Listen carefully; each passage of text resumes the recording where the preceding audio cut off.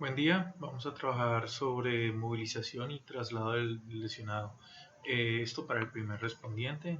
Mi nombre es Johan Henry Sebastián Castillo, soy instructor contratista del SENA del Centro de la Construcción, profesional de salud ocupacional, magíster en pedagogía y voluntario rescatista del Cuerpo de Socorro de aquí de Cali. Hay que considerar varias cosas en general para movilizar y transportar a un lesionado.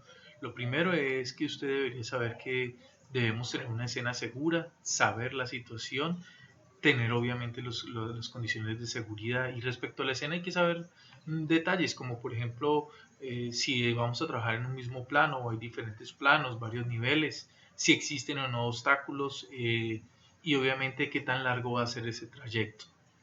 Cuando usted mira la situación, tiene que hacerse una impresión diagnóstica de lo que ocurre, el estado mismo del paciente, si hay riesgos asociados a la situación y obviamente si hay un riesgo vital, es decir, si en cuestión de minutos o segundos puede terminar la vida de ese paciente si se deja en ese lugar.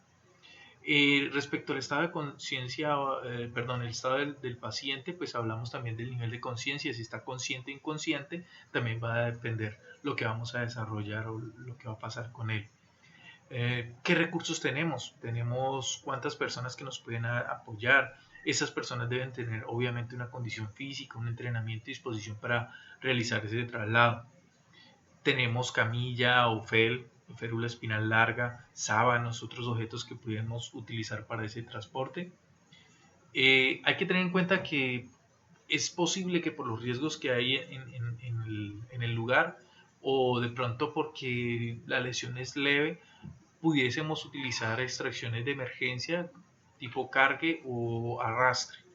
Vamos a ver diferentes tipos de cargues y un arrastre. Cuando nosotros vemos este otro punto, este es como un bonus, que no es ni carga ni arrastre, pero sí es una forma de ayudar a las personas a trasladarse a un sitio más seguro o trasladarle para una mejor atención. Es el apoyo humano o muleta humana. La idea es pasar por debajo, así como se ven en las imágenes, ayudar a parar al paciente, siempre pendiente. En caso de tener que desplazar rápidamente al paciente, si hay dos primeros respondientes, la idea es que lo tomen de la cintura, lo suban y hagan el traslado pues lo más pronto posible. Por otro lado tenemos los cargues, entonces comenzamos por un cargue típico que uno ve y es el cargue tipo bombero. Es un poco difícil por la condición física que debe tener quien es el primer respondiente, y la idea es que se ponga de pie, se pone una pierna entre las piernas del paciente o del lesionado y posteriormente pues se pone en el hombro generalmente el dominante. Con esa mano dominante pasas por entre las piernas del paciente, coges el muslo del paciente y coges una de las manos. La otra mano, la otra extremidad pues del primer respondiente va a servir para poder alejar obstáculos o sortearlos y en algún momento incluso tomarse alguna superficie para mejorar su traslado. Tiene que tener mucha condición física ese paciente, ese primer respondiente para realizar la actividad. Otro carga es el tipo caballito o caballo, también llamado transporte a cuestas en la espalda. Ese transporte pues igual el paciente en lo posible se va a ayudar, son para lesiones leves o extracción de urgencia.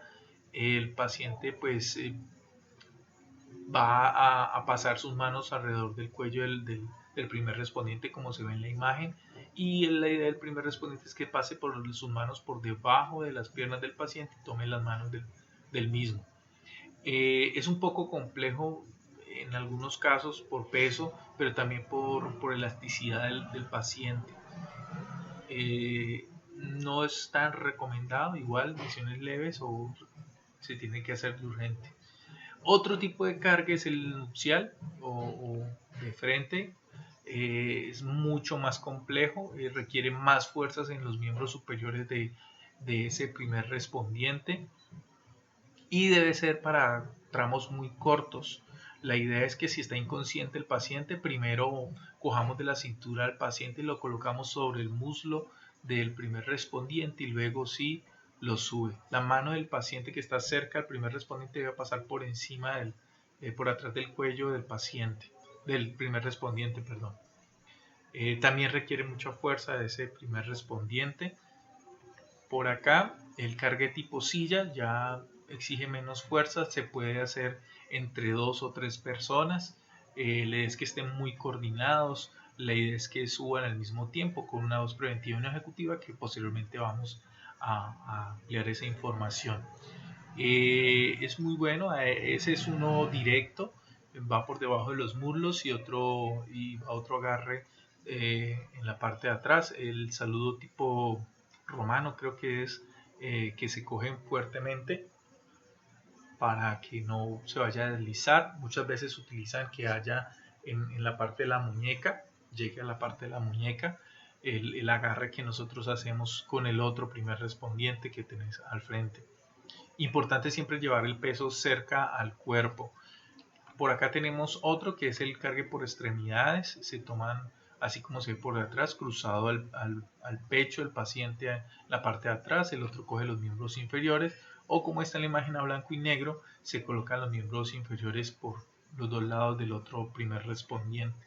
Se necesita mucha coordinación.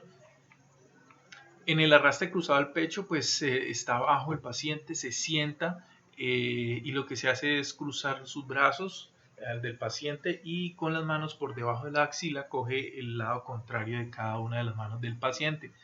Se tiene que hacer fuerza, importante utilizar como pivote o punto de apoyo los miembros inferiores del paciente para no sobrecargarse.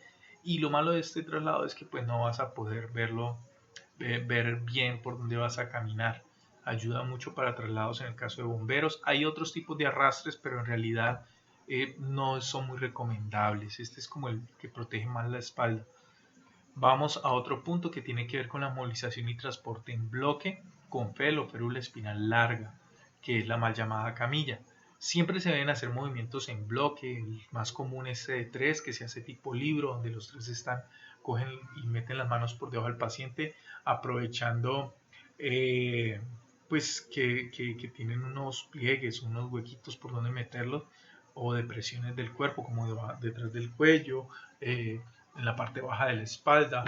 Y lo que vamos a hacer es llevarlo hacia el cuerpo, luego se lleva hacia la camilla o FEL, o se puede trasladar incluso así, pero pues no es muy recomendable.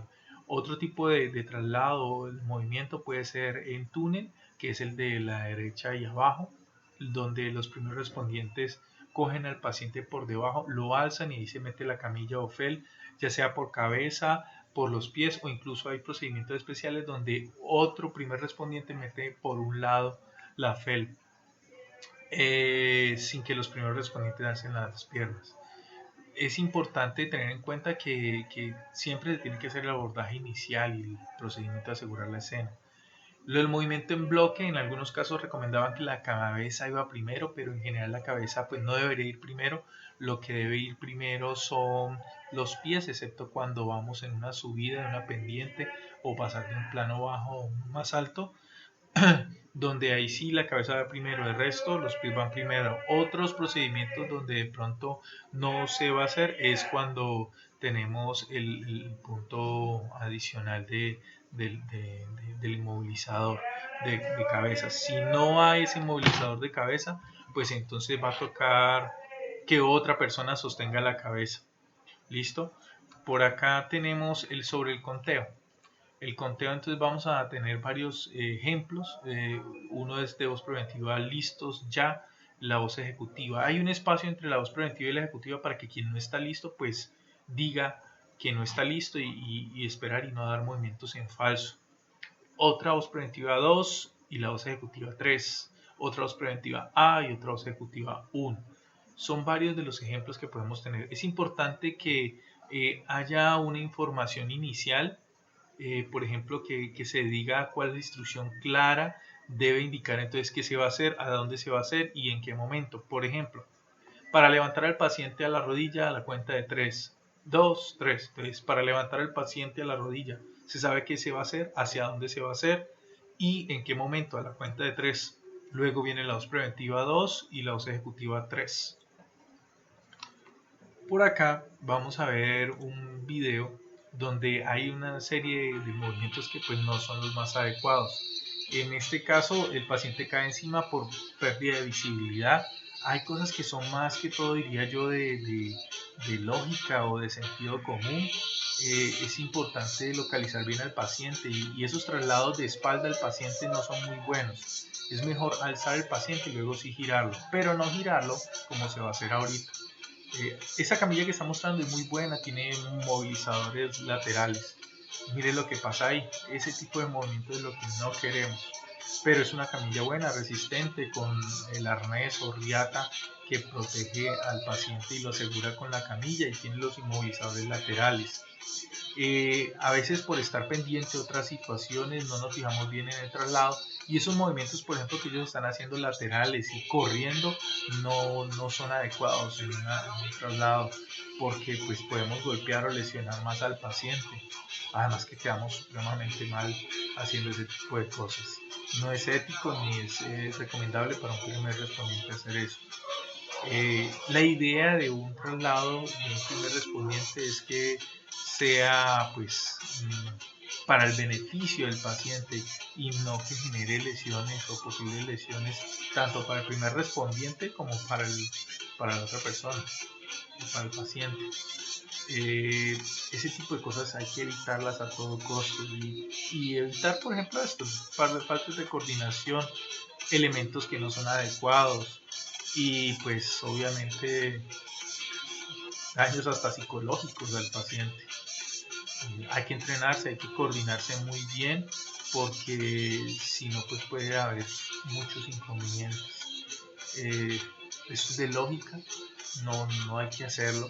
Hay formas, hay técnicas para tú levantarlo de frente al paciente y luego girarte, pero pues eso ya es en un curso avanzado. Y pues los riesgos que hay alrededor del paciente, como el primero, cambios de nivel, huecos, son importantes tenerlos en cuenta. Muchas veces se recomienda que una persona adicional a las que van a hacer el cargue esté pendiente para decir cuál es el trayecto, superar obstáculos, avisar que abran paso para que no pues se generen daños o lesiones a ese paciente. Eh, para resumir, cuando se hace el traslado también hay que asegurar se pueden generar lesiones al mismo primer respondiente. Finalizamos entonces con una pregunta y es ¿cuántas personas en el ambiente laboral donde ustedes se van a desempeñar o se están desempeñando se realizarían para realizar estas movilizaciones y esos transportes? Recordemos que el tecnólogo en gestión de seguridad y salud en el trabajo es un punto de referencia en el momento de requerirse una de estas acciones y por ello pues debemos estar preparados. Muchas gracias y hasta pronto.